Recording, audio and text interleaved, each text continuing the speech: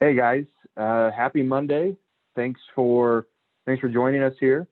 And we are ready to get started if you guys are ready. So we're in week 3 now of Bootcamp for Startups with Pathstone Enterprise Center. Thank you so much for joining us. We, of course, want to thank our sponsor, KeyBank, for helping us get this event off the ground and making it as great as we can and helping startups and small business owners and entrepreneurs in Western New York. So thank you to KeyBank and all of our partners for helping us here, including SPA Capital Management. Anthony is with us today as well, and I will give him a chance to introduce himself in just a minute. But first, I want to get some of this housekeeping out of the way. Today, we're going to be talking about legal formations and setting up your business and finding the right partner for your business and how a good partner can complement your strengths and your weaknesses. So if you have any questions throughout the presentation, throughout the class here, please put them in the chat or feel free to speak up. We would love to see the engagement and love to take your questions and answer any questions you may have and point you in the right direction. So let's go ahead and we'll get to some of those housekeeping things here with the next slide. We'll talk about, hey, again, how to engage with us. The chat is a great feature. I'm running the chat, so I will see any kind of questions that pop up, and I should be able to answer them in real time.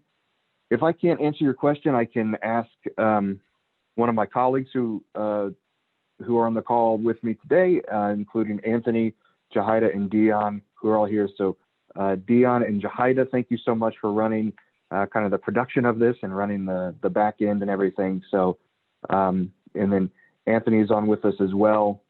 Anthony, do you want to take a minute and introduce yourself? And I know everybody knows who you are, but maybe we may have a few new people. Yeah, thank you, Adam.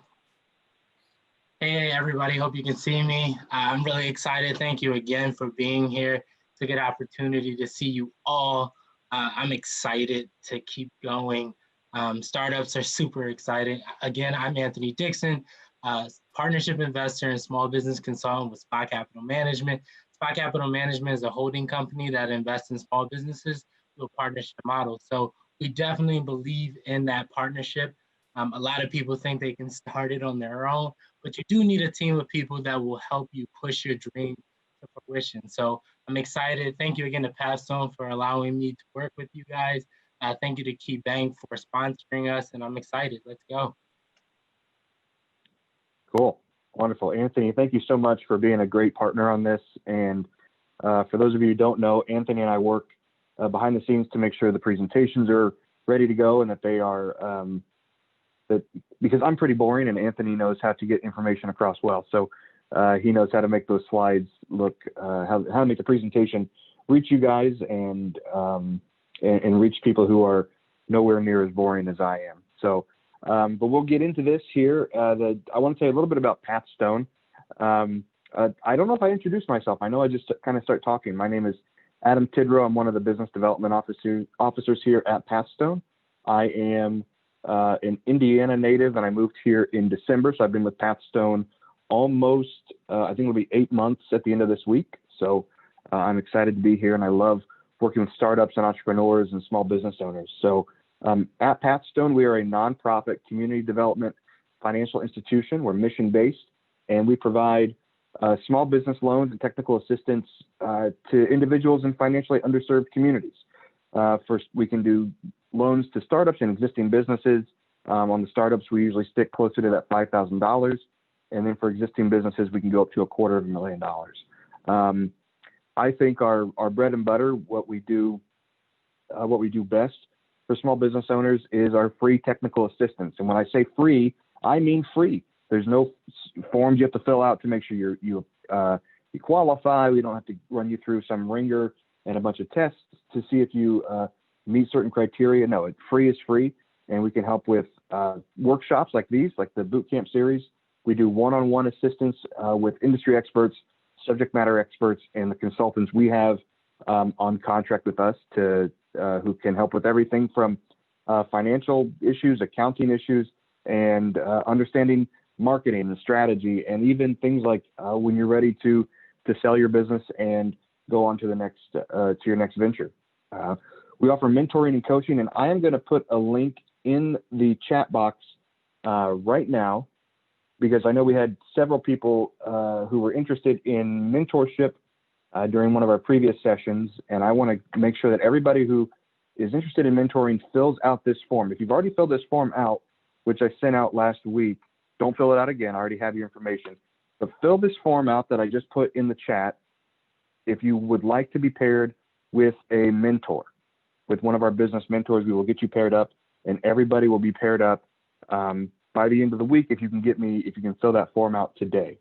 So we do a lot of great mentoring and coaching. And one of the fun parts, which is what we get to do here in the workshop series as well, is a lot of networking with like-minded individuals who are in the same kind of stage of life with their startup business or a young business. And then you get to network with folks who are deep into their journey and who are successful, and they're changing the community and changing their own lives. So I want to encourage you to, whether it's in the chat or getting information from each other, share with each other and network and talk to each other outside of these classes and get to know each other and work on these things to grow your business as a group. So please reach out and communicate via the chat. And we can go on to the next slide here, where we can talk a little bit about what Bootcamp is. So Bootcamp it's just that. It's a bootcamp for startups. It's by the end of this program, you will have a business plan, and we don't need some 150-page business plan with a ton of statistics and a ton of analytics. We're not at that point. What you're going to have is a real thorough view of what you're doing, what problem you're solving, how you're solving it, and how you're making that sustainable. So you will have that by the time you walk out of this class, you will have a business plan in your hand to use as a roadmap, to take to funders, to take to potential partners and potential investors. So that's the goal of this. And it's 8 sessions. The first 7 sessions are class-based. It's information-based. We're educating, we're interacting with each other, and we're learning. And then that 8th session, which is a Friday, is a graduation. And if you come to at least 4 out of the 7 classes, you will be invited to graduation. You'll be invited to graduation. We'll have it, and it'll be online, of course, but we will have a graduation ceremony. You'll receive a certificate digitally, and you can even we'll have it set up so you can invite a guest or two to that graduation. So, and upon graduation from Bootcamp, you're actually invited to our next workshop series, which starts in the fall, and that is the next level for startups. It'll take you from where you are now and where you're going to be at the end of Bootcamp into the next levels. Okay, we started the business. Now what? And we talk a lot about mindset and how to grow the business and how to go from earning a couple dollars to really talking about sustainability. So we've had great follow through from everybody here.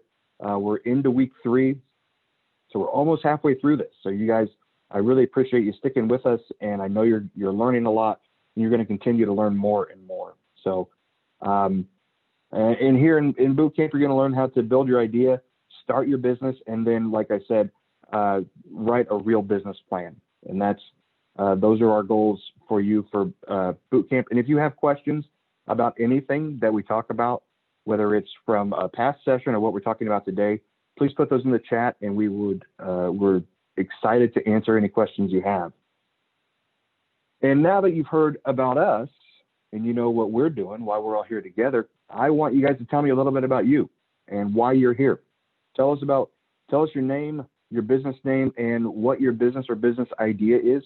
Go ahead and put that in the chat, and then we're going to call on a couple people just a couple people before we get started here. We're going to call on you to talk to us about your business and why you're here. So if you guys want to, again, take a few seconds, tell us your name, your business name, and then what your business or business idea is.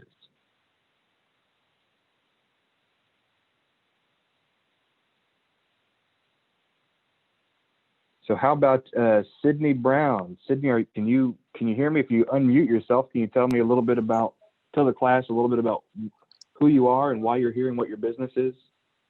Sure. And actually, I was going to, I forgot with chatting, you can't do the return. I didn't get a chance to type the rest of the stuff in, but my name is Sydney Brown, and I have a business, Time Enterprises, which I do a variety of things, from graphic arts to photography.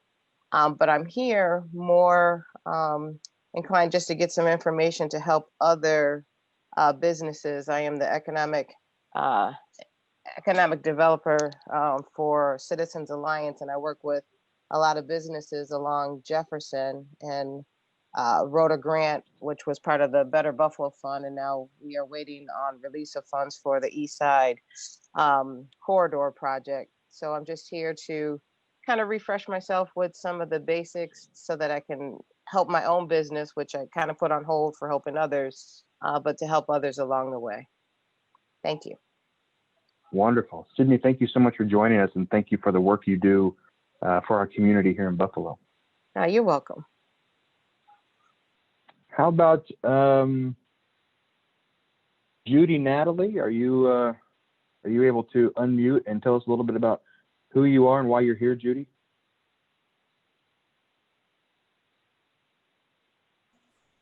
Sure. Good morning, everyone. Well, good afternoon at this point, but my name is Judy Natalie, and I am the founder of Judy Natalie LLC. I also have a free community for women on Facebook called Together We Soar, and I am starting a transformation coaching business as well as a public speaker.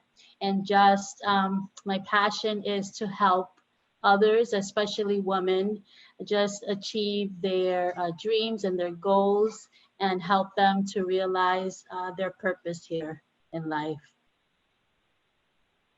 Wonderful. Judy, thank you so much for joining us, and thank you for the work you're doing. That's wonderful. Sure, thank you. I want to give one more person a chance here to kind of speak. How about Shayna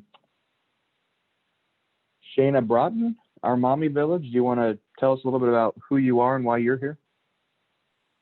Yes, I'm right here. Excuse my crazy appearance, but I am Shayna Broughton, and I started our Mommy Village in 2012 for women who needed more support when breastfeeding. It started with my own youngin', and then it grew from breastfeeding to birth work, postpartum care, and a lot of self-care and self-love. So we do a lot of circles, we do a lot of supporting one another, and at this point I just want to make it more like a bigger project, because I maybe service about maybe 2 or 3 a month, which I want to make it obviously bigger than that. But that's what I do. I am a doula. I do doula work, postpartum, and breastfeeding. Yep. Wonderful. Yep. Great. Thank you so much for sharing, and thank you for joining us today. Yes, thank you.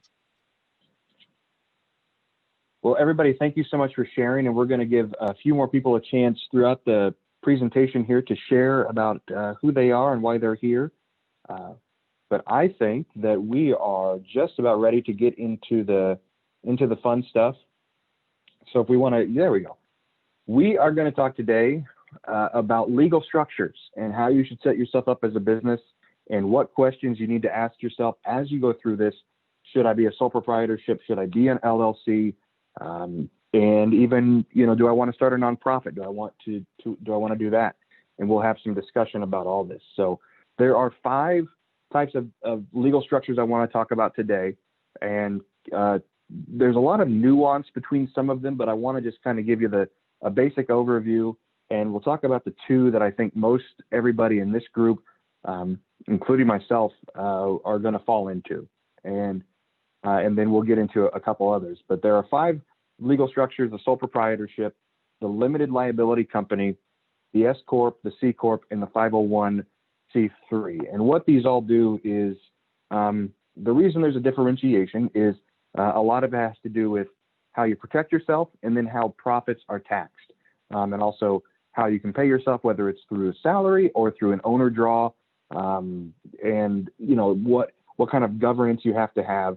So yeah, we'll get more into that. But first, I want to ask everybody a question real quick, and that is, first, I want to know how you heard about this workshop. So I'm going to launch a poll real quick and just ask you how you heard about us. I'm going to do that right now. And if everybody wants to look on their screen and tell me how they heard about us, I'm going to ask you this question, and then I'm going to ask you one more as well.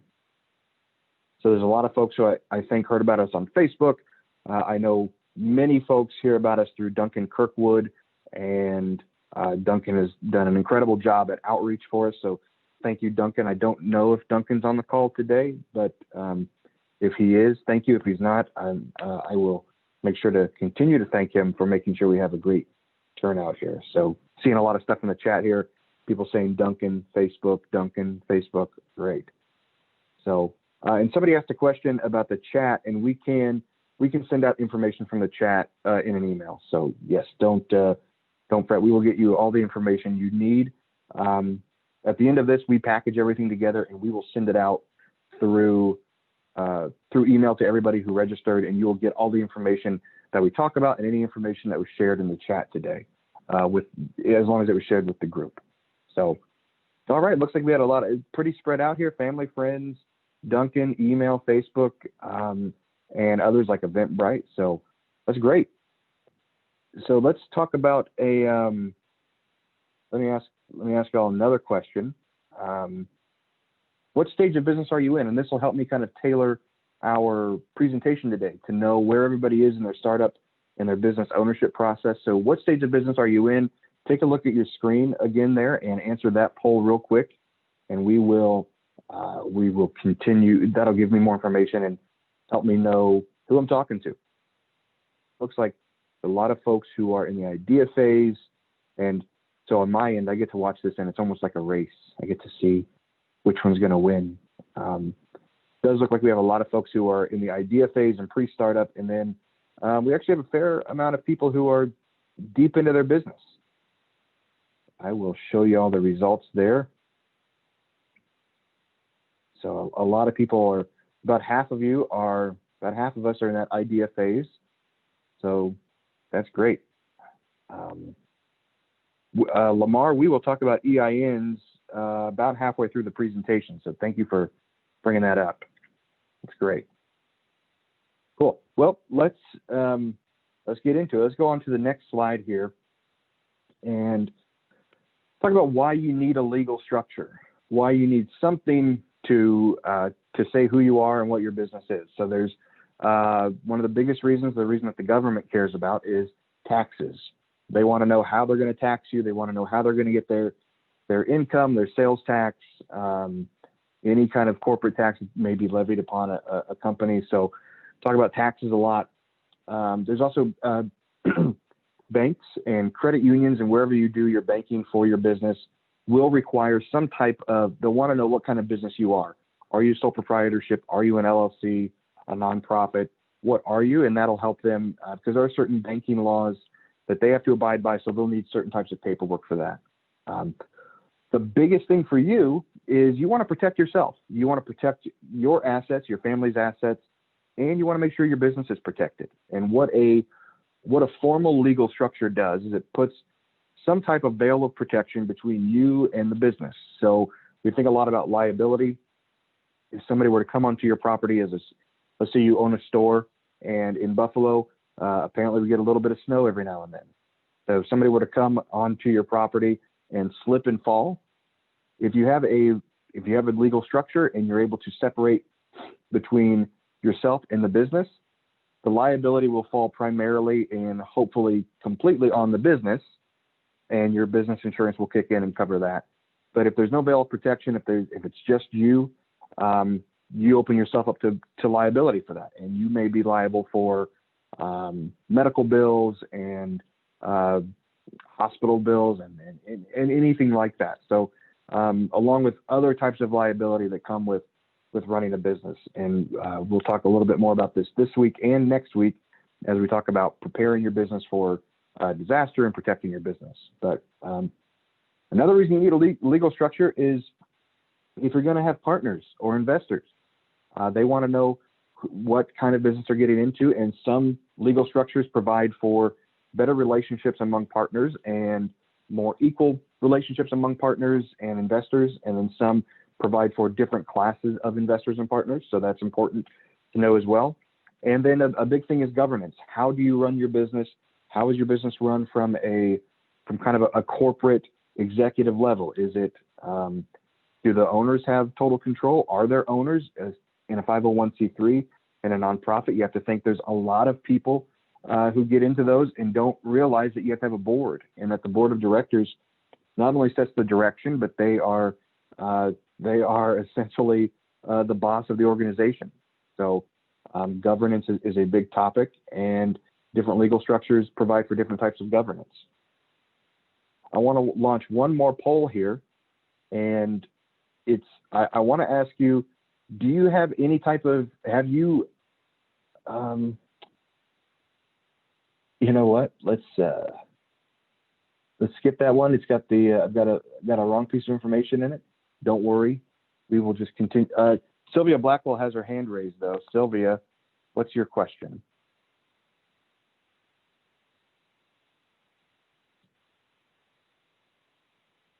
Sylvia, if you want to unmute yourself, you can ask your question.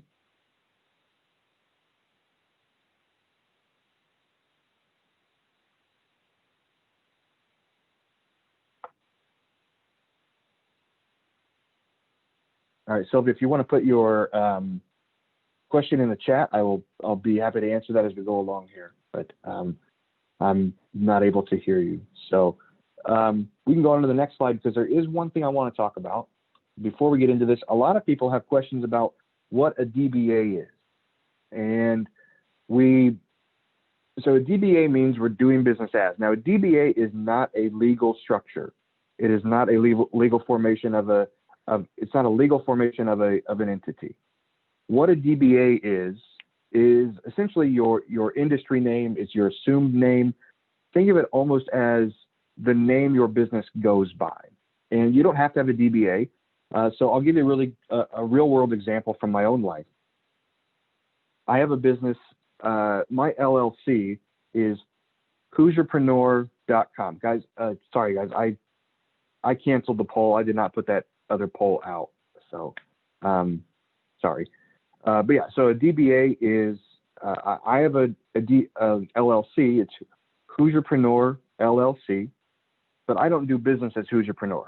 I do business as dudewise.com. And the reason I have that is I have the LLC, and I have a couple different businesses that flow into that, or a couple different operations and revenue streams that flow into that. So I have a DBA, and my DBA is more marketable. Dudewise is one, easier to say and better to market, and it reaches more people than Who's Your Preneur LLC. So does anybody in here, and feel free to put it in the chat, do you have a DBA? Does anybody already have a DBA set up for their business? Cool. Looks like we already have a few people who have their DBA, and we'll talk about more. I will put in a link here toward the end about how to get your DBA, and if you're looking to do that, why. But just keep in mind that a DBA is not a legal structure. You can have a DBA with really any type of business formation. And that includes things like sole proprietors and LLCs. And we'll go ahead now and get into what a sole proprietorship is. And I want to give Linda a chance. Linda, I'm showing that your hand is raised. Do you have a question? You asked if anybody had a DBA, I thought. Oh, okay. Yeah, I just want to, okay. Yeah, sorry for the confusion. Yep, great. Wonderful. Okay. So let's talk about sole proprietorship. And this is kind of the easiest type of legal formation because you're already there. There's no EIN necessary. You don't have to have an EIN, which is an employer identification number. It's kind of your business's social security number. It's your business's unique identifier. But as a sole proprietorship, you don't really need that. you can use your own social security number. And what a sole proprietorship is, it says, I am the business. So I as Lamar, I am the business. The business is me. You can have a DBA, so you can separate the name. You can say, it's, my name's Joe, but I'm doing business. It's Joe. I'm Joe Smith, and my DBA is, I operate under a DBA of Joe's Handyman Service. So you don't have to have that, but again, there's no separation between you and the business. You are the business. The business is you.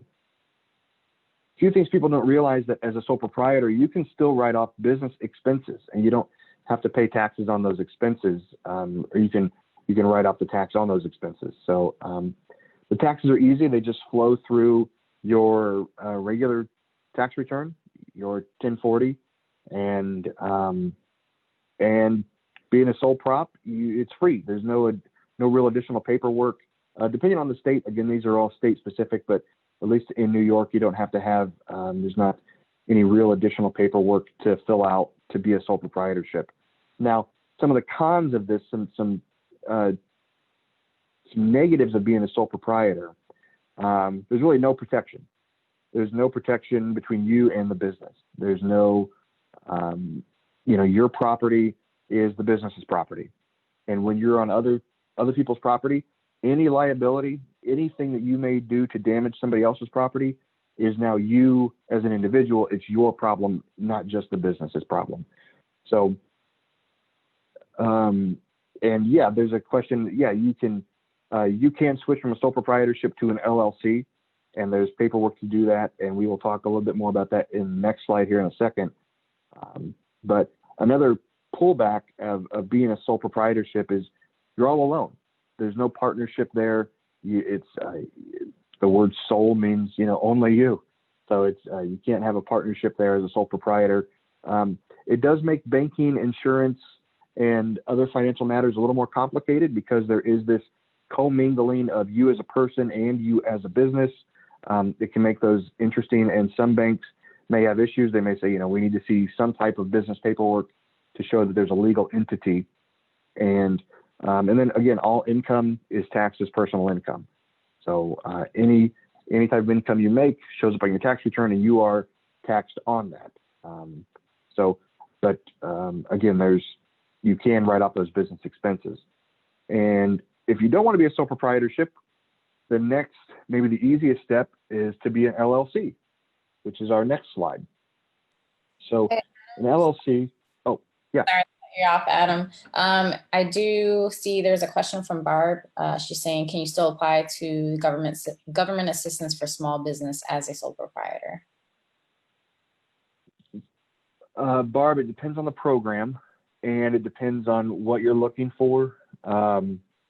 That's probably a question I can talk to you about offline, and I can get you some answers for that, because that's it's a great question, but there's no easy answer to that right now, especially with all the different programs they have available. So, and a lot of it comes down to record keeping. What do you have records of? What can you prove? What documents do you have available? Are you showing yourself as a sole proprietorship on your tax returns and things like that? So, but I'd be glad to reach out after the presentation and talk a little bit more about that. And sorry, just one more question we have from Ladute. So he's asking, if you don't have an EIN, can you still get business credit cards? That's a good question. If you're a sole proprietorship, let's see, you don't have an EIN. So as a sole proprietor, your EIN is your social security number. If you don't want an EIN, you use your SOC as your employer identification number, because it's really, that EIN is really just your taxpayer ID number. So I don't know the answer to that question. I would say that the best thing to do is to get an EIN, which is free. And we're going to give you the link on how to do that today. But I don't know the question, and I think it's probably going to depend on the bank, because some banks have pretty strict rules about that, because there are federal laws regulating credit cards and business credit cards. Right, Kiana, yes, you can get an EIN as a sole proprietorship, and it takes a matter of minutes to do that. So looks like Jason said he was able to get a business credit card with a newly created EIN with Chase. Cool. Great. I love the interaction, guys. Keep it coming. Keep the engagement going. I really appreciate it. So maybe the most common and the most simple business setup outside of a sole proprietorship is the LLC, which stands for Limited Liability Company. You will see this everywhere. I have, let's see, I have 3 different LLCs that I am an owner in or a member of. And the biggest pro, in my opinion, of an LLC is protection, protection, protection. It's the first layer of protection between you and the business. It limits your liability. It's right there in the name. It's a limited liability company. The company's liability is limited. Your liability is limited. And there's that separation from the self. There's the separation from the business owner, between the business owner and the business itself. Also, what an LLC allows you to do is to have partners. If you have people who you want to go into business with, you have friends who want to go into business with you, you're able to bring them in through this partnership, and everybody can, Judy, you can get an EIN as an LLC, but it doesn't come with the paperwork. They're 2 separate filings. LLCs are, most business formations are regulated through the state. So an LLC is regulated through the state. Your EIN is a federal number. So it's 2 different systems there. It's 2 different governance systems. But again, so back to partners, you can add your partners there. You can have a single member LLC, or you can have an LLC with multiple members. And that's the terminology they use in LLC is members, which basically is you're an owner. So I say low filing costs because the filing costs are lower than an S Corp and a C Corp and even your 501c3s. I was told this morning that the filing costs in New York are can be a little higher than where I'm from, but I'm learning. So I know they can be anywhere from a couple $100 up to $1,000, depending on if you use an attorney. And if you use an attorney, you're going to ensure that the filing is done correctly and there are no mistakes in the paperwork. But you are going to have to incur a little bit of that cost. But it may be worth it if you have any questions on the paperwork and are scared about getting it right. And that is part of, that's some of the pullbacks to being to setting up an LLC. It does take a little bit more paperwork to get set up. You have to regularly file with the state. You have to file with the state to get set up. And then, there's tax implications with an LLC. Everything does flow through. It's a pass-through organization. It's a pass-through entity. So there's no income tax on a limited liability company. The company is not taxed. There's no corporate rate. All the earnings flow into the ownership. They flow into the members. So let's say if you have three members and the business earns $30,000 in profit and they're equal members, each member will have to claim $10,000 on their tax return as income from the business. You can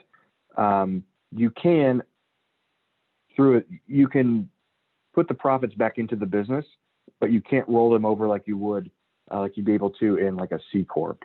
So, and we'll get more into that, but with an LLC, there are some, you do have to keep pretty strict financial records and make sure that you are keeping personal out of business, which you need to do with a sole proprietorship as well. But with an LLC, you're going to have to file some paperwork with the state. I know that I have to file paperwork with the state every year for my LLCs, and you have to talk about revenue and net income so that matches up on your taxes. We can go to the next slide here, and we will talk about the difference between an S Corp and a C Corp. So for most of us, we're not going to get too much into S Corps and C Corps. We probably won't be an S Corp or C Corp, at least not right now as a startup. An S Corp is really just a pass-through entity like an LLC.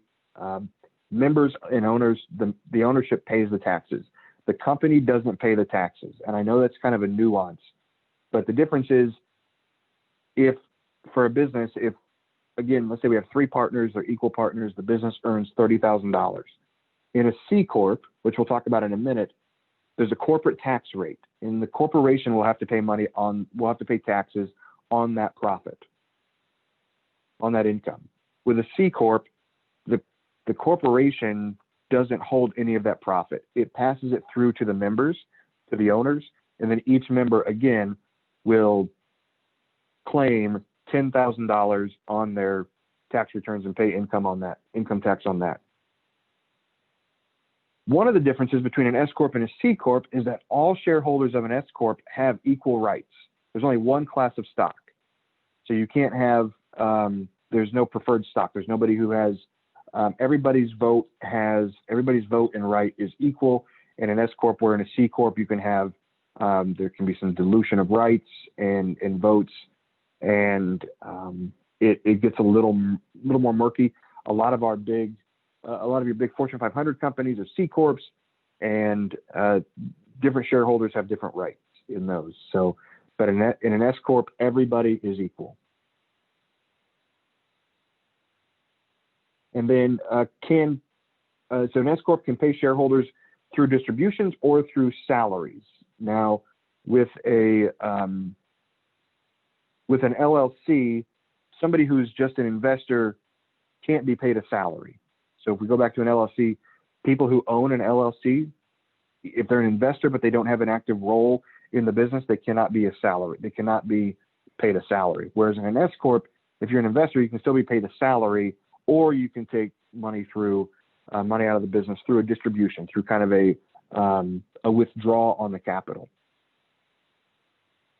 And then over into C Corps, again, profits are taxed at the entity level. You can have an unlimited number of shareholders, and this is where raising money becomes big. So with C Corps, it becomes a little easier to raise money through investment because now you're not limited to just 100 shareholders. So when you're trying to raise huge amounts of money, you may want to consider a C Corp. And can an owner take a salary in a C Corp? Yes, absolutely. Yes, the owner can take a salary in a C Corp. A C Corp is kind of the biggest. It's the big one. This is where all the millions and millions of dollars can flow through these things. But keep in mind that with S Corps and C Corps, there is a fair amount of paperwork. This is where you and your CPA are going to be best friends, and your CPA is going to love you because he or she, they're charging an hourly rate, and they're going to be doing a lot of work for you. So, but it's going to be worth it because it'll keep you in line, and you won't have any filing issues or any issues with the SEC or the FTC or pick an acronym. You won't have any issues with them. So now, unlike an LLC and an S Corp, in a C Corp, you can reinvest the profits without having to first distribute them to the owners. So remember how we talked about with an LLC, all the money has to flow through to the business owner, and then they can reinvest it if they choose to, because they're paying taxes on all that profit. Business owners are paying taxes on all the profit, so that money doesn't stay in the business. It has to be divvied out to the owners. With a C Corp, they don't have to do that. You can keep all the money, all the profits in the business, and just reinvest it. You'll be paying taxes on it at a corporate rate, but you can still reinvest it without having to distribute it to the ownership first. So I know looks like we've got a few questions here. I'm going to answer those real quick here. Can an owner take a salary in a C Corp? Yes. In a C Corp, profit is taxed at entity level, then an individual level 2. Okay, right. So this is good. So an S Corp and an LLC, they both avoid double taxation. What I mean by that is the C Corp, profits are taxed, and then if a business owner wants to withdraw some money, let's say if they have a C Corp, profits are taxed at a corporate rate, and then the business owner wants to take a draw on their equity, that money is then going to be taxed at the personal level as well. So if we make $30,000 and we have 3 people owning a C Corp, the $30,000 profit is taxed at a corporate rate, and then whatever's left can be divvied up among the members, and then the members are going to be paying money on what they pull out of the business as well. So that money is getting taxed twice.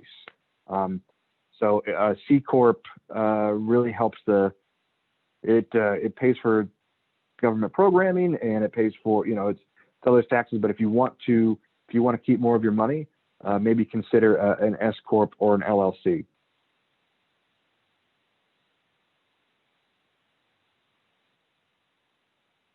Jasmine, we will actually have your question about traveling with or making this class up tomorrow. We can put this on, we'll have this on YouTube, so you can take a look at that. And we'll send it out via email as well, so everybody can, if you miss anything, you can take a look at that. So, any questions on S Corps or C Corps or LLCs here before we get into nonprofits?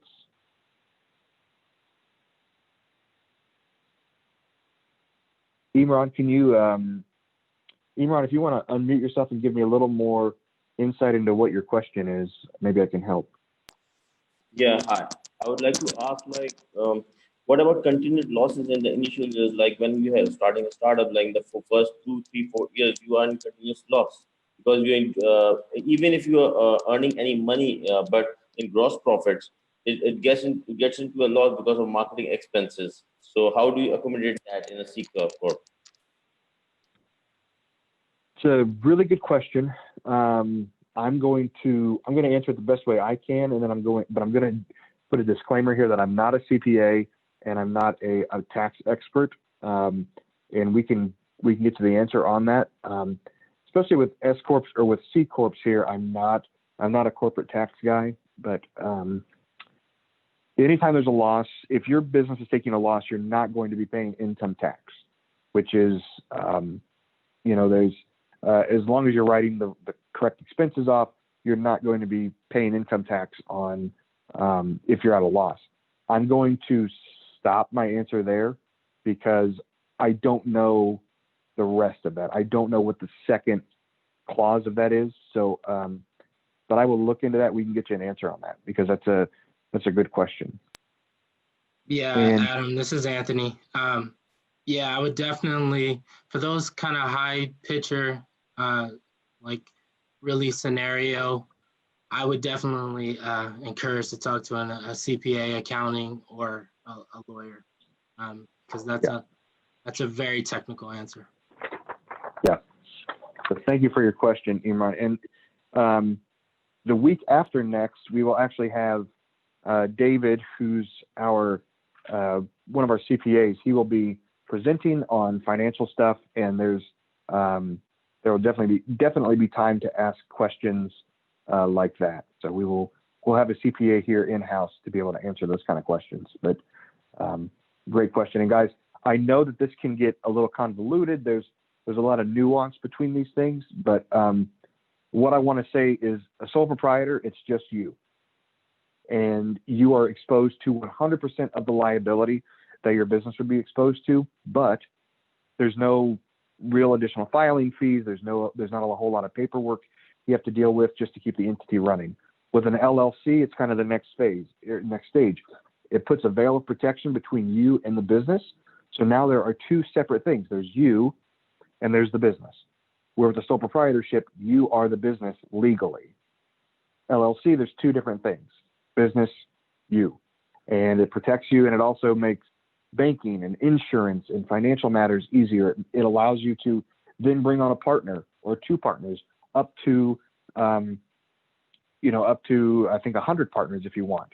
So, and again, that varies by state. LLCs are managed by state. Then there's the S Corp, which is a pass-through entity, just like an LLC. It's all taxed at the personal level. Those organizations don't pay, S Corps and LLCs don't pay corporate tax rates. S Corps, it may be a little easier to raise money because you can issue stock and things like that. And then, but you can pay shareholders via distributions or through salaries. A C Corp, is kind of that next highest level. It's you can have an unlimited number of shareholders. There's greater protection between you and the business because now the business is really its own thing. There's shareholders, there are a lot of people involved. The profits are taxed at an entity.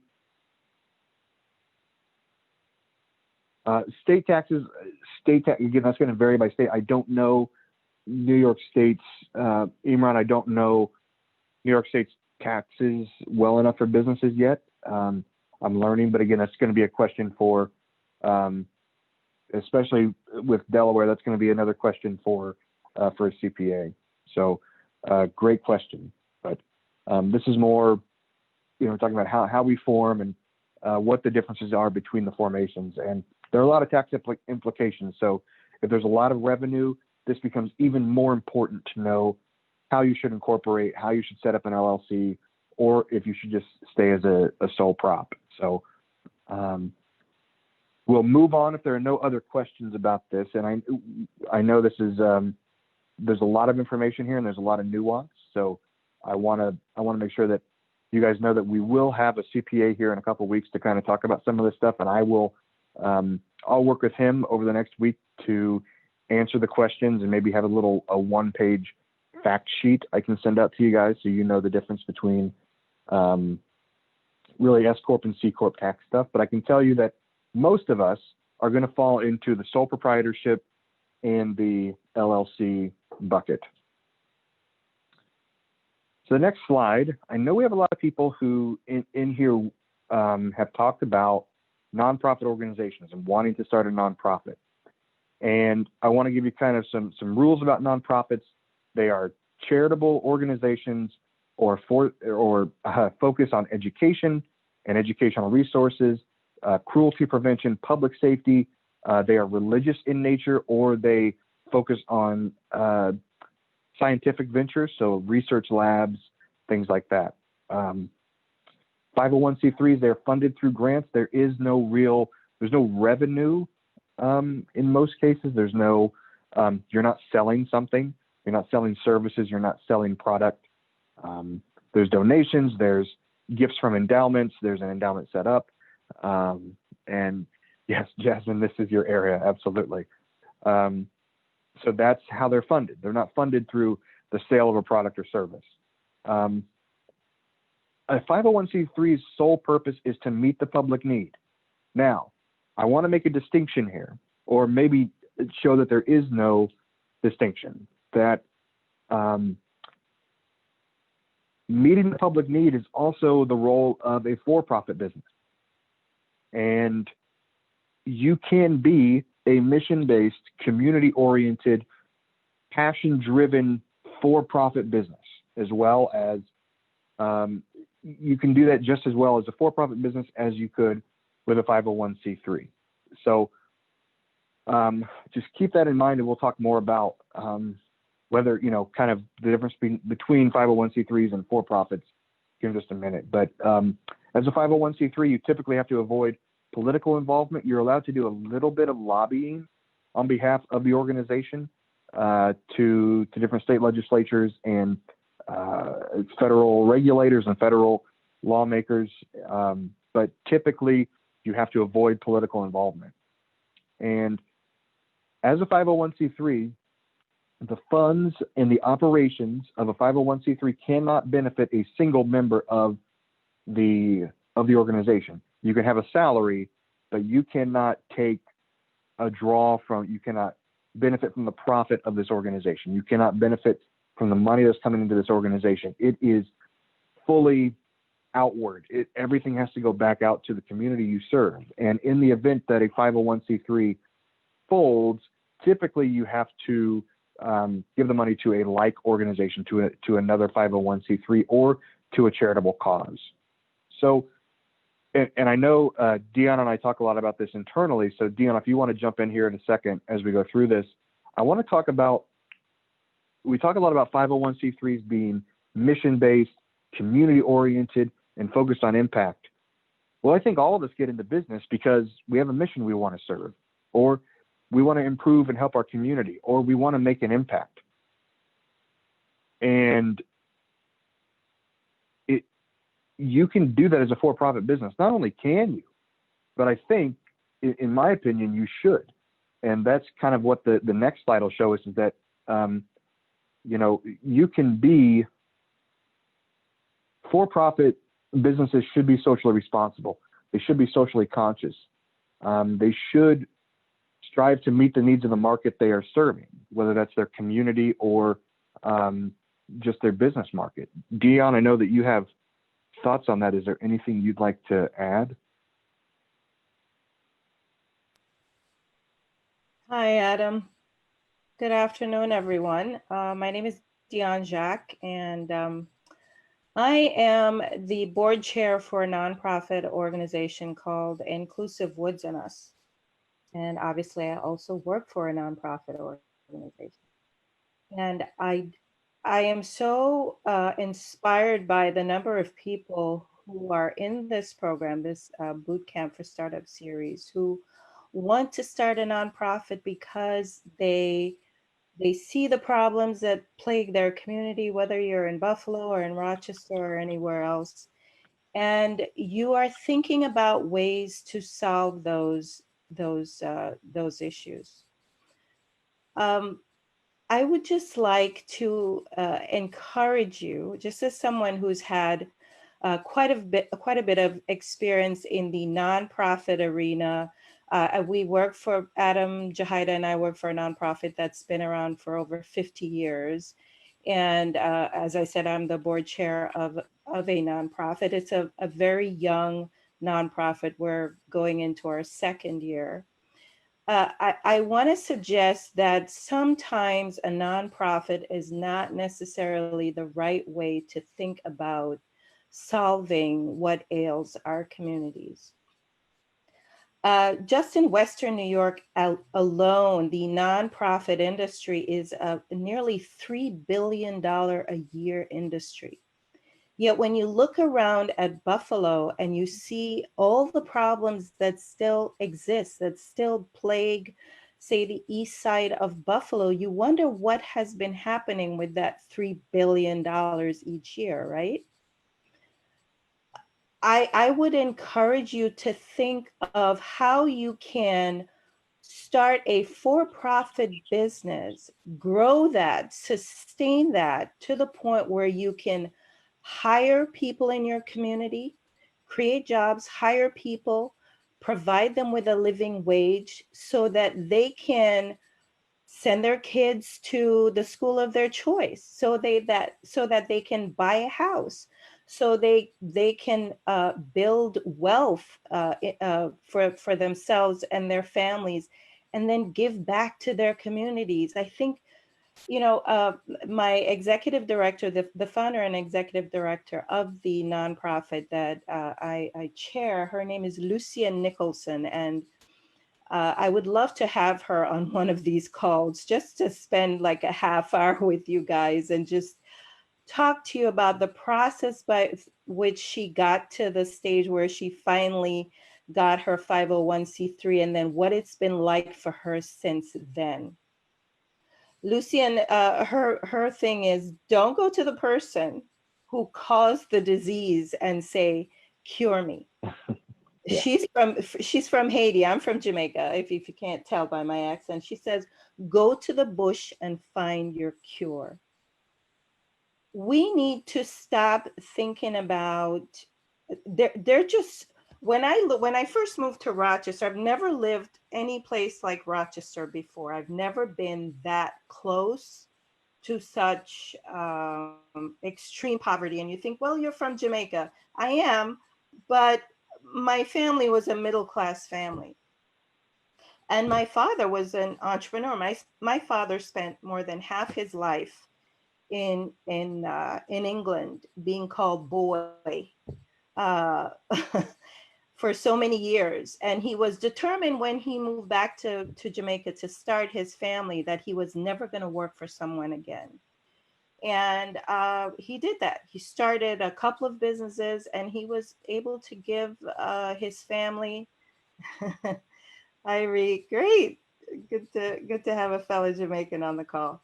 He was able to provide his family with a good middle class life. We've all achieved higher education, all of myself and my two siblings, and leave a legacy for us. And you know, Adam says you can't fill someone else's cup from an empty jug. I would just like us to think differently about wealth. There is nothing wrong with striving to achieve wealth for yourself and your family. It is a base from which you can implement the solutions to fix the problems in your communities. Start with yourself. Start looking after yourself and your families. There's nothing wrong with aspiring to be the next Oprah Winfrey or the next Bill Gates. Look at these people. They are wealthy. They have acquired wealth over their lifetimes, and they're some of the world's biggest philanthropists. They are able to give back. So I'm not saying you shouldn't start a nonprofit. I'm just saying maybe that's not the way to think about solving the problems that you see that need to be fixed. I mean, work on starting your own business, creating your own wealth, and then do some research. Is there a nonprofit that exists in your community that's already addressing these issues that perhaps you could volunteer with? And maybe you could get on their board and try to affect some change that you think is needed. But I want us to start thinking about creating our own wealth. There's absolutely nothing wrong with that. Right. No, thank you for that, Dion. That's 100% right. And I've worked for 3 nonprofits in my career, and one of those I was the CEO of, as the CEO of a credit union. And I can tell you this from experience, there's a lot of good you want to do as somebody who runs or has a hand in running a nonprofit. But just like was pointed out to me in one of these private chats, the board of directors can be a hurdle sometimes. And most people who sit on the boards, who sit on boards of directors, do want what's best for the public they serve. You have to remember they're coming in with their own ideas and their own preconceived notions of what they think the problem is and what they think the solution would be. So then you have to, as the executive director or as the CEO of that organization, you have to fight back against the board if you think that your approach is better. With a business, with a for-profit business, you're the boss. You have final say. You get to go and do what you want and make the best impact. That doesn't mean you can't have advisors. It doesn't mean you can't have a board. It doesn't mean you can't have people and mentors and people you lean on and a strong staff and a strong team. But it means that the decision ultimately falls to you. So there are certainly places for nonprofit organizations to exist, and we need nonprofit organizations to step in and fill those gaps that exist between the market and for-profit businesses, and the market and government, and the market and the church. So nonprofits help fill those gaps. But please don't think that you have to start a nonprofit because you want to be a good person and do good, because you can do that as the owner of a for-profit business, creating your own wealth. Looks like our Mommy Village, you have a question. That's what your name comes up as. Yes, I'm sorry. Hi. I was actually just asking because this is a conversation that I've had back and forth for a little while. And I was wondering what advice you would give for someone who I have an idea to have like a portion of our Mommy Village be more for profit and some be not for profit because of the different families that I serve, like just to give more access to like the ones that might not be able to. What do you give advice about that? You know, like, because for me, I started with the idea to be a not-for-profit, and then it quickly started to show up as it should be a profit, simply because how are you going to sustain our mommy village? So I'm kind of in the middle of trying to figure out which would be the best option for me. Right. And that's something you and I, we can talk about one-on-one, because I'd like to get the full story and everything there. But being a for-profit business does not prohibit you from being charitable. Many for-profit businesses definitely have a charitable aspect, and they have a fund or they have a fundraising and a giving portion to their operations. So whether that's direct by providing service, or if it's indirect by providing funds to other charitable organizations that can provide those direct services. So maybe that's something you and I could talk about one-on-one, and I could help you, maybe advise you there. So great question though. Donna has a question. With a for-profit business to help the community, how can you build your revenue without the 501c3? Mostly all of the grants that went out for COVID were only given to 501c3s. It was required. Okay. People want the write-off. Okay, Donna, that's a great question. How do for-profit businesses build revenue without doing something like a grant? And that's a great question. There are ways to do that. You have to think of, how can I provide a service to those who can afford me? How can I provide a product to those who can afford me? And then maybe make the product or service available to those who can't afford you at a lower rate, or through, like we just talked about, having a portion of your products that you can give charitably, and through, at no cost, whether that's, again, a direct service or funding to an organization that provides that direct service to the market you're trying to help. But Donna, again, I would be more than happy to talk to you offline about your specific situation, and because that's a great question.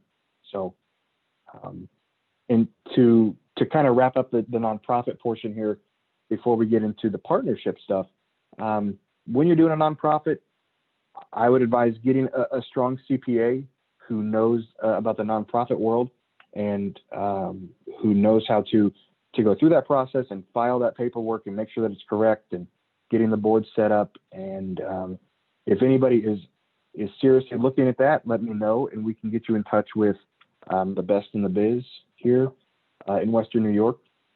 So I think that's a pretty good cover of nonprofit and versus for-profit. And just keep in mind that as a nonprofit, you're not a business owner.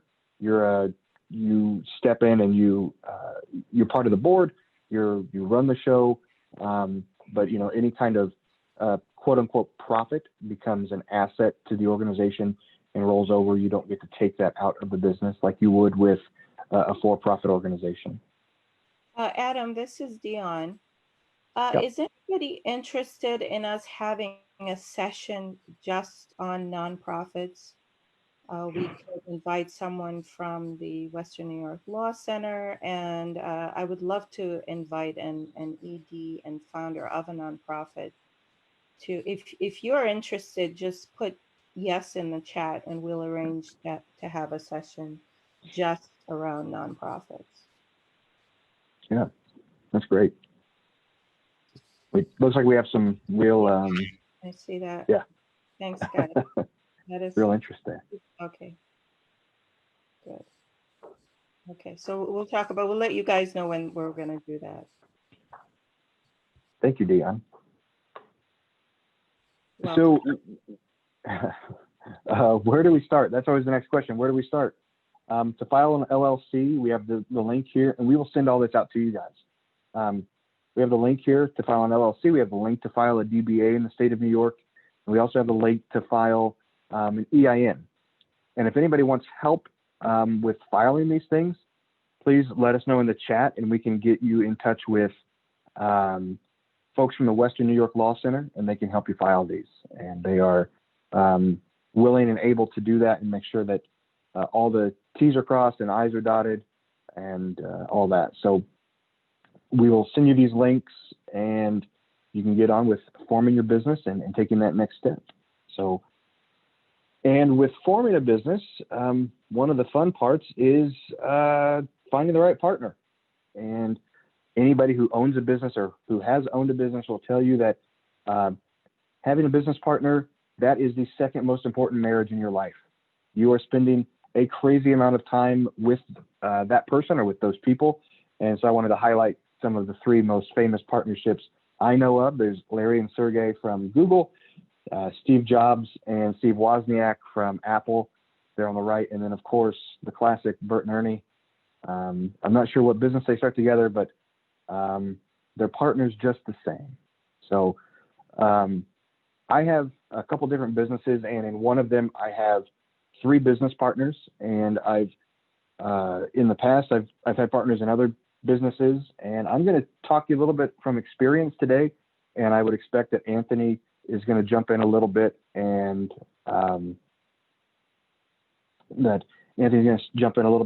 and talk about maybe his experiences and why he does what he does. But we'll get in, and I want to tell you the story of two partners and why you should choose one over the other. So the first is, I want to tell you about Jake. So I started a software company in college, and we created software for online textbooks. And what we needed was a computer programmer. We needed a really good computer programmer. And we went to the computer science department at the university, and we said, give us the strongest programmer you know of. And he said, there's one name, and his name is Jake. So we went and we talked to Jake. And Jake was a fast talker. He sold himself really well, incredibly skilled. We asked him if he could do something, and within a matter of minutes, he showed us that he could do this very simple part of our software. So we were highly impressed. And over time, Jake began to make us a lot of promises. Hey, I can do this. I can do this. I'll have this to you by X date. And then the wheels started to come off, and there was no follow through. And Jake started to complain a lot. And instead of being, saying, hey, here's how I think we can move the company forward, he started to say, hey, if I'm going to keep doing this, I need you guys to pay me. And as a partner, typically one partner doesn't get paid in the beginning until everybody gets paid. And Jake had an equal share in the business, and we told him, hey man, we'd like to get paid too. We spend, we are full-time in the business just like you are, and we're full-time students, and we have no money. And I think we started the thing with $1,000 from, I think 5 of us put in $200 each. So, and actually I covered Jake's initial contribution. So Jake had put no money in and now wanted money out, understandably, because he was doing a lot of work. But that conversation, after we loaned him a couple dollars, it continued to be that. And Jake really left us out to dry in the middle of a major project with a contract worth a lot of money, 6 figures. And we ended up losing this because we ended up losing our contract because Jake was unable to follow through. I say that like it's Jake's fault. And in terms of not getting the work done, it's 100% Jake's fault. Yeah. But as the partners in the business, we should have been able to vet Jake better. We should have made a better decision. If you want somebody you can rely on, if you want a reliable partner in any part of your life, whether it's personal or business, friendship, business partner, romantic partner, spouse, whatever that is, you need to have somebody you trust and somebody you can rely on. And, it was, the equivalent of marrying Jake after the first date. And we didn't do that. We should not have done that. And now I want to tell you about the business partner that I've had for 10 years through 3 different ventures. And his name is Andrew. And that's the next slide.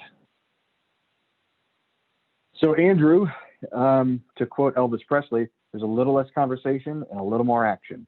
It's not as much fast talking. It's not as, there's a lot less gum flapping and over promising and under delivering. Andrew's reliable. I talk to Andrew more than I talk to just about anybody else in my life, I think, maybe with the exception of 1 or 2 people. But I talk to Andrew upwards of 12 hours, 13 hours a week, I think at last tally. And there's a lot of conversation. He and I are very collaborative. we have complementary skills. Where I fall short, Andrew is highly skilled. Where Andrew falls short, I am highly skilled. So you don't want the same person. You know, I would hate to run a business with somebody who is just like me, because what I bring to the table, I can already bring to the table. I don't need somebody else who brings that. I need somebody who can do the things I can't. Andrew is an excellent salesman. He's a great relationship builder. He is, he's much more kind of down to earth and can just kind of chit chat than I can. And I need that. And Andrew's incredibly creative and loves kind of more detailed work and really enjoys that. So, and Andrew is incredibly trustworthy. I trust Andrew. He is one of my best friends, and he became my best friend through this business ownership process, this business partnership. So, and instead of saying, yeah, but you did this, or yeah, but you didn't do this for me, Andrew and I constantly say to each other, what do you think about this? How can we make this better? Give me your real thoughts. And I can trust Andrew to be totally honest with me, and he trusts me to be totally honest with him as we go through this. And we've built 2 businesses together, and it's been a great partnership. And we have a couple other partners that we have now, and we're building the same kind of relationship with them. So be an Andrew, don't be a Jake. Find an Andrew, don't find a Jake, if that makes sense. Anthony, is there anything you want to add here in the partnership conversation? Well, I would just echo everything you said, Adam. That is super important. Like everybody on the call, I first started off in nonprofits as well, being a small business consultant for a lot of new and businesses who are doing up to about $500,000 in revenue. And that's one of the things that I saw, that the reason why I started SPA was because I saw a lot of people, they had the strengths, but they were leaning too much on their strengths. And what was making the business kind of fail and teeter and not being able to be pivotal was that they wouldn't take up the necessary skills to kind of move those weaknesses into strengths. And that's how any business is formed. It's just that partnership. Every business that ever has started with a team of people. And that's one of the reasons why I wanted to switch out my business model. I knew that it was cool to be a sole proprietor and to do stuff on your own, but when you really are trying to build that wealth, like Dion said, and you're really trying to build that legacy, you're going to need a group of people who will definitely pick up the slack that you can't do. I know a lot of people who hate financial statements, and you're going to learn about that, looking at a balance sheet, looking at your profit and loss statements, people who are not good at sales. So it's really cool to have a person who you trust, who you can have that relationship, because it's going to be like a marriage. You're going to have to see this person every day. You're going to have to get along with them. But yeah, it's definitely one of those things to do, is just to have that partner who you can rely on, who will help you, that Andrew, who will answer that phone call when you need it, who will be that sense of motivation. Because we sometimes look for that outside validation, and that's that person who's going to help you build something, and y'all going to do it together and help your community. Another thing I would also point out, we talked about nonprofits, but there's also another corporation. It's called Ecorp. It kind of looks at that social mission. So even if you're a nonprofit, you still can, even if you have that purpose that you want to put in your business, you can actually be a B Corp, a social background. It makes you look at who and what you're doing. A lot of people call it triple bottom line. It just looks at people, planet, profit, instead of just profit. So it's truly important. Again, like I said, this is something that I always do when I build a company. I built about 6 companies. I sold 2. I was a analysis or analyst for a bunch of private equity firms, as well as for venture capitalists. And the first thing that they look at is the structure of a business partnership. They look at the team. As an investor, that's the first thing we look at. We look at who's on your team, because we know that it's not necessarily the market all the time. It's not necessarily the customers. Sometimes we look at a business just based on their team. Who's on their team? Can these people Are they motivated, determined, and creative enough to drive this to market? So definitely, this is a good point to have, and something to definitely keep in the back of your mind. Thanks. Thanks for that input. It's you know, like we said a couple slides ago, this is, and like Anthony just said, this is a marriage. You know, essentially, it's you are in a real relationship with this person. You have to know this person and trust this person emphatically. This person is going to have the keys to your financial life just almost as much as you are, and you're going to have the keys to theirs, and you're going to be making decisions that impact each other. And one thing that I've learned in the last 10 years or so, as Andrew and I have been business partners, is we can't have every conversation be about business. And I would give you guys that advice. Andrew came to me a couple of years ago, and we were out having dinner, and he goes, can we just talk about life and just about being dudes? And I said, yeah. Why? He said, it just feels like every conversation we have is about the next project, or, you know, how to save 10 cents on a length of pipe or whatever. It's like, and I said, okay, yeah. And that once we did that, we were able to have such a better relationship with each other. And now I consider Andrew a brother, and I love the guy. It's so easy to talk to him. And with that, when you build that personal relationship with your business partner, it improves the business aspect of it so much, because now this is a person you trust personally and you trust with, right, Gianna, yes, you're building bonds. You are, you're strengthening that relationship. And Andrew is one of the few people who I trust emphatically with just about everything in my life. So I would implore you to find, if you're looking for a business partner, find somebody like Andrew, and avoid the people like Jake, who they may be really skilled. They may be able to do that, those things you need them to do. But man, it is going to cost you so much money and so many headaches in the long run. So on that, I want to ask you guys, do you have a business partner? And I'm going to launch a poll here. Do you have a business partner? Yes. Do you, or do you want a business partner? Or no, I don't have a business partner, and no, I don't want one. The one that I did not put in there was, no, I do have a business partner, but I don't want one. I don't know if we want to ask that question, but I don't know. I hope nobody in here has a Jake in their business right now, because I know the stress that puts on it. So, and there are plenty of us. I have a business that I run without a partner, and that's my business. It's for me. I don't have to worry about, and really there's no need for a partner in that business, but that's funny. I was just reading some of the comments in the chat there. So a silent partner, yes, that would be great. But yeah, wow, that's a pretty good spread there. We have people who have a business partner, people who want a business partner, and people who like going it alone. And I am all for any of that. And we just brought on a partner to one of our new companies, our new venture.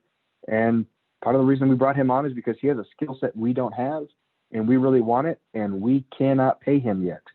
So I told him, I was like, hey man, we're bringing you on, and I can't pay you, and I'm just going to use you and just kind of bleed your creativity dry. So, oh, somebody has a Jake. Oh no, I'm so sorry. That's horrible. That stinks.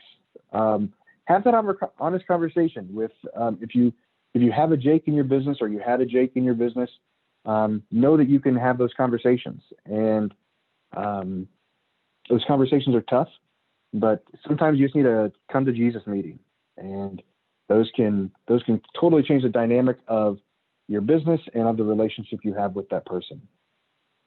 So in review of today's class, thank you guys so much for being so attentive and engaged today. I want to go to the next slide and talk about, just kind of do a quick review of what we talked about, and how to make those decisions for forming your business.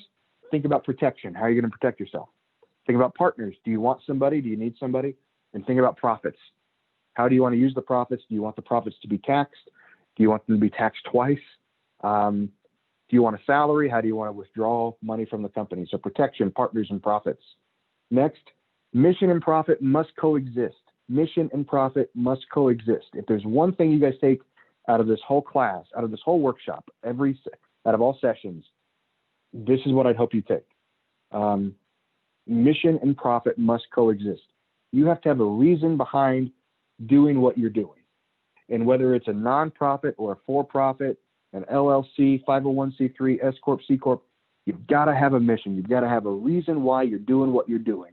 Whether your mission is to provide wealth for me and my family, or so we can go on vacation, so we can do these things, so I can leave something for my kids, or if it's to improve the community that I live in, whatever it is, have a reason for doing what you're doing. And then do it right. Make sure you're filling out the paperwork right. Make sure you're going through all those steps properly. And if you have questions, ask. Ask us, Path Stone. We are more than happy to answer the questions we can. And if we can't answer those questions, we will get you with the person who can. That's what we do. We're great at that. Think about your partner as your other spouse. One thing I would be sure, I have two partners who are both engaged, and I am incredibly close with their fiancés.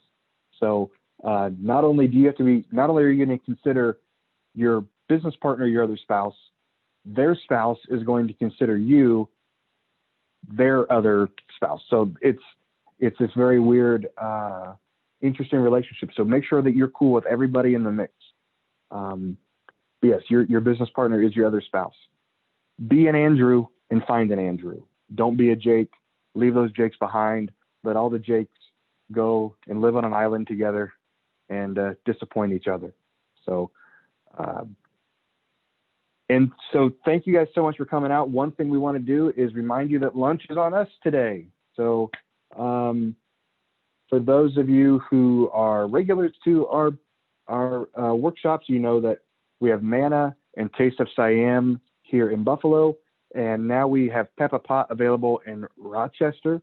Damn Good Chicken is not available right now, but Peppa Pot is still available in Rochester for the Rochester folks. Put in the chat there on the screen where you want a meal voucher to, and we will get those out to you in the next day or so. Manna and Taste of Siam here in Buffalo, and Peppa Pot in Rochester. So please put that in the chat now, and we will make sure to have that and send that out to you guys. And Dion? Adam, before we wrap up, you said something earlier, and I just want to piggyback on that. You need to be paying yourselves. If you have a business, you need to be paying yourselves, and you need to document that.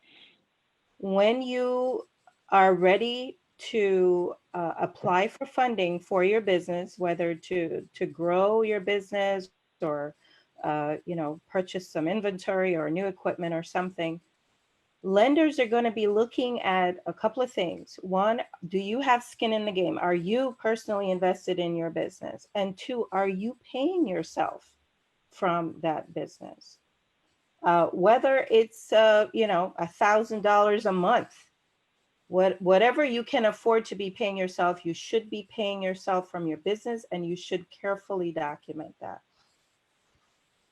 And Adam, did you? No, I was just agreeing with you. Yeah, you start a business to make wealth, so make sure you're paying yourself and document it. Every nickel that you take out of the business, write it down. Keep a really good record of that. Absolutely.